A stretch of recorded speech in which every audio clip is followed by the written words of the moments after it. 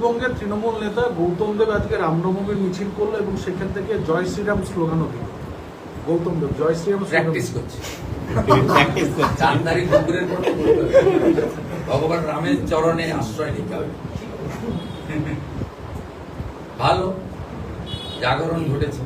উনি একটু উনার নেত্রীকে বোঝান না, পিতৃপক্ষে কাঁচি নিয়ে কেন বেরোন। বিজেপি জিন্দাবাদ, ভারত মাতা কি, ভারত মাতা কি, ভারত মাতা কি।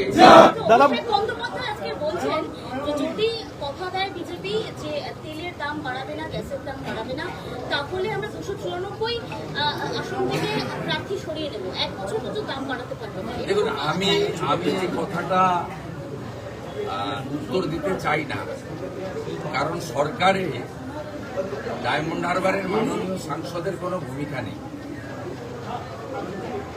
সরকারে মমতা ব্যানার্জি ডায়মন্ড হারবারের সাংসদকে ঢুকতে দেন বলে আমার মনে হয় না। এসব কথা রাজনৈতিক বাজার গরম করার জন্যই তিনি বলছেন, জনগণকে বিভ্রান্ত করার জন্য বলছেন।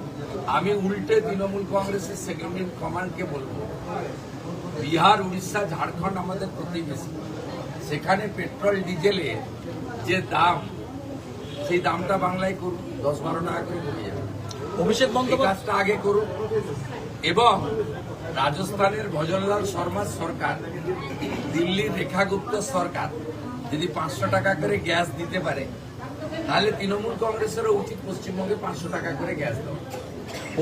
আজকে নন্দীগ্রাম বাস স্ট্যান্ডে বেশ কিছু শিক্ষিত মুসলিম যুবক যেভাবে আমাদের জলদান করেছেন মিছিলে আসা রাম ভক্তদের, তাতে মনে হয়েছে নন্দীগ্রামে মুসলিমরা দুভাগে বিভক্ত হয়ে গেছে।